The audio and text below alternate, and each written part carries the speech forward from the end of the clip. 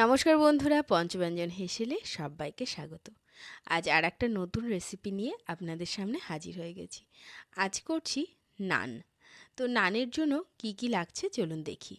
এখানে একটা বাটিতে চালনিটা রেখে দিয়েছি ময়দা চালার জন্য, টক দই নিয়েছি, গরম জলে ইস্টটাকে ভিজিয়ে রেখে দিয়েছি, আর তার সঙ্গে রয়েছে এখানে রিফাইন্ড অয়েল। প্রথমে আমরা ময়দাটাকে একটুখানি চেলে নেব। যে কাপে এখানে টক দইটা রেখেছি তার থেকে একটু বড় কাপে 1 কাপ ময়দা নিয়েছি, আর তার সঙ্গে দিয়ে দিচ্ছি সামান্য পরিমাণ লবণ আর 1 চামচ চিনি। চিনিটা দিচ্ছি এই কারণে যে ইস্টের সঙ্গে এই চিনি যখন একসঙ্গে মিক্সড হবে তখন ময়দাটাকে কিন্তু বেশি ভাপতে সাহায্য করবে। এই কারণে এখানে কিন্তু আমরা চিনিটা ব্যবহার করছি। চিনিটা কিন্তু কোনো রকম স্বাদের তারতম্য আনার জন্য কিন্তু মানে দেওয়া হচ্ছে না।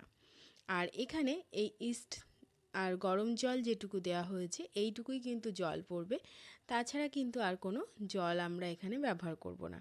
আর এখানে 1 চামচের থেকেও কম পরিমাণে দিয়ে দিলাম সাদা তেল। এরপরে বাকিটা কিন্তু আমরা এই টক দইটা দিয়েই কিন্তু মাখবো। এখানে কিন্তু কোনো জলের ব্যবহার করব না। এখানে দেখুন খুব অল্প উপকরণেই কিন্তু আমি নানটা করছি, এবং লাস্ট পর্যন্ত দেখতে থাকবেন, স্ক্রিপ্ট করবেন না, তাহলে বুঝতে পারবেন যে এই সামান্য উপকরণ দিয়েও কত সুন্দর নানটাকে করা যায় এবং ভীষণ সফট হবে, তার সঙ্গে কিন্তু ভীষণ সুন্দর ফাঁপাও হবে। তো দেখতে থাকুন কিভাবে করছি। এখানে কিন্তু পুরোটাই কিন্তু আমরা টক দই মাখছি।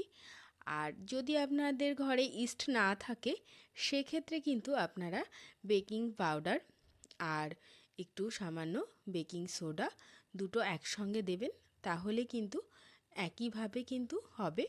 শুধু এখানে যেমন আমি 2 ঘন্টা মেখে রাখবো, সেক্ষেত্রে কিন্তু আর একটুখানি বেশি সময় মেখে রেখে দেবেন, তাহলেই কিন্তু কাজটা একই রকমই হবে। তো এবার দেখুন একটু লাস্টে মাখার পরে একটু তেল মাখিয়ে রেখে দিচ্ছি। আমি এখানে 2 ঘন্টা মতন রেখে দিচ্ছি। 2 ঘন্টা পরে দেখুন ময়দাটা কতটা সুন্দর সফট হয়েছে আর কতটা ফেপে উঠেছে।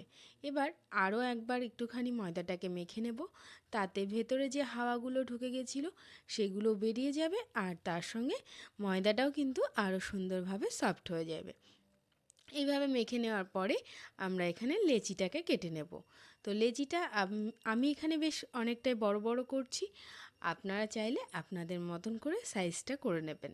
আমি এখানে নানটাকে কিন্তু বেশ বড় বড় করেই করছি আজকে। তারপরে এরকমভাবে একটুখানি হাতে ঘুরিয়ে নেব, তাহলে একটু গোল গোল হয়ে যাবে। আর ময়দাটা কিন্তু ভীষণ নরম হয়েছে এবং সফট হয়েছে, যার ফলে গোলটা কিন্তু গোল খুব একটা থাকবে না। আপনারা চাইলে এইভাবে কিন্তু হাতে ফ্রেশ করে করেও কিন্তু এই নানগুলোকে বেলে নিতে পারেন, সেক্ষেত্রে বেলনার কিন্তু কোনো প্রয়োজন হবে না। অথবা এইভাবে বেলেও নিতে পারেন, সেটা আপনাদের ইচ্ছা অনুসারে আপনারা করে নেবেন। তো এবার এইভাবে বেলে নিচ্ছি। এদিকে তেলটাও কিন্তু গরম করতে বসিয়ে দিয়েছি। তেলের সঙ্গে দিয়ে দিয়েছি এখানে আমি 1 চামচ বাটার। এতে গন্ধটাও যেমন হবে, বাটারের গন্ধটাও যেমন নানের মধ্যে যাবে, আবার খুব বেশি বাটার কিন্তু আমাদের মানে ব্যবহার করতেও হবে না। তাতে কি হবে, একটু স্বাস্থ্যকর হবে, আর কিছুই নয়।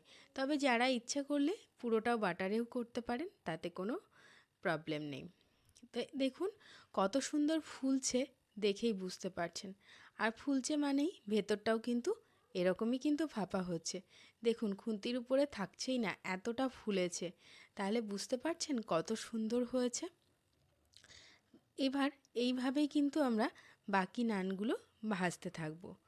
তো যারা এখনও পঞ্চব্যঞ্জন হেসেলটাকে সাবস্ক্রাইব করেননি তারা কিন্তু অবশ্যই সাবস্ক্রাইব করে দেবেন, আর পাশে থাকা বেল আইকনটি প্রেস করতে ভুলবেন না, তাহলে যে কোনো আপলোড ভিডিওর নোটিফিকেশন কিন্তু সবথেকে আগে আপনাদের কাছেই পৌঁছে যাবে। তো এইভাবে বাকিগুলোকেও কিন্তু আমরা বেলে নেব এবং ভাজতে থাকব। তো এইভাবে বাকিগুলো আমরা ভেজে নিই, আর আপনারাও কিন্তু ঘরে তৈরি করার জন্য প্রস্তুত হয়ে যান। ঠিক একই প্রসেসে করবেন, দেখবেন ঠিক এরকমই কিন্তু ভেতরটা কিন্তু ফাঁপা হবে। দেখুন এটা একটু কম ফুললো, কিন্তু তবুও ভেতরটা কিন্তু পুরোটাই ফাঁপা ফাঁপা হয়েছে, সেটা কিন্তু আপনারা দেখেই বুঝতে পারছেন। তো আজকের ভিডিও কেমন লাগলো অবশ্যই জানাবেন কমেন্ট বক্সে, আর লাইক শেয়ার কমেন্ট করতে ভুলবেন না। তো এইভাবেই কিন্তু আমাদের আজকের রেসিপিটা আজকে আমরা শেষ করব। তো আমরা তো আজকে টেস্ট করবই, আর আপনারাও কিন্তু জানাবেন ঘরে তৈরি করে যে আপনাদের কেমন হলো এবং কেমন লাগলো। টক দইটা একটুখানি বেশি পরিমাণে দিলে কিন্তু এর টেস্টটা কিন্তু বেশ সুন্দর হয়। দেখুন কত সুন্দর ফুলছে, দেখেছেন? একদম কিন্তু যেরকম লুচি ফুলে ঠিক সেরকমই কিন্তু নানগুলোও কিন্তু ফুলে উঠেছে। এই যে আমার কিন্তু সবগুলো ভাজাও হয়ে গেছে, একদম রেডি। তো আজকের মতন এই ভিডিওটাকে এখানেই শেষ করছি। আবার খুব তাড়াতাড়ি নতুন একটা রেসিপি নিয়ে চলে আসবো আপনাদের সামনে। আজকের মতো এই পর্যন্তই, টাটা।